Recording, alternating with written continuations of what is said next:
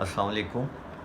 आज जैसे कि सूरह बकरा का उर्दू तर्जुमा शुरू किया हुआ है, अब आज आयत नंबर 27 से 29 तक का आपके साथ शेयर कर रहा हूँ उर्दू तर्जुमा, और उम्मीद करता हूँ कि आप इसको भी सुनेंगे।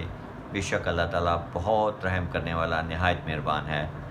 आयत नंबर 27, यानी जो लोग अल्लाह ताला से अहद को पुख्ता करने के बाद इसे तोड़ देते हैं और जिन चीज़ों को अल्लाह ताला ने जोड़ने का हुक्म दिया है इन्हें कता करते हैं और ज़मीन में फसाद बपा करते हैं, ऐसे ही लोग नुकसान उठाने वाले हैं।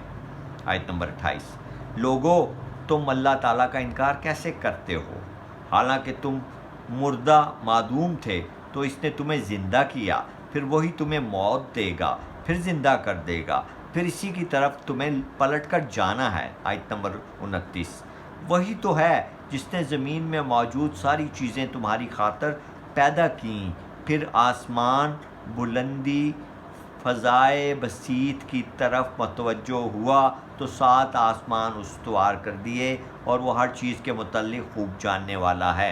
बेशक अल्लाह रब्बुल आलमीन। देखिए, अल्लाह ने इसमें इंसान की बेबसी का भी जिक्र कर दिया कि हम लोग कुछ भी नहीं थे, तो उसने हमें कैसे ज़िंदा किया, फिर हमें वो मारेगा, मट्टी कर देगा, और फिर दोबारा उसे ज़िंदा कर देगा, हमें ज़िंदा करेगा।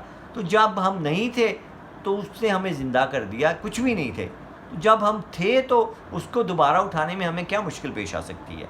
तो ये रब्बुल आलमीन है, और उसने 7 आसमान बना दिए, और ये उसका करम है। और यही वो चीज़ें हैं जिन पे हमने गौर करना है, जिन पे हमने अमल करना है, जिन पे हमने फ़िक्र करना है।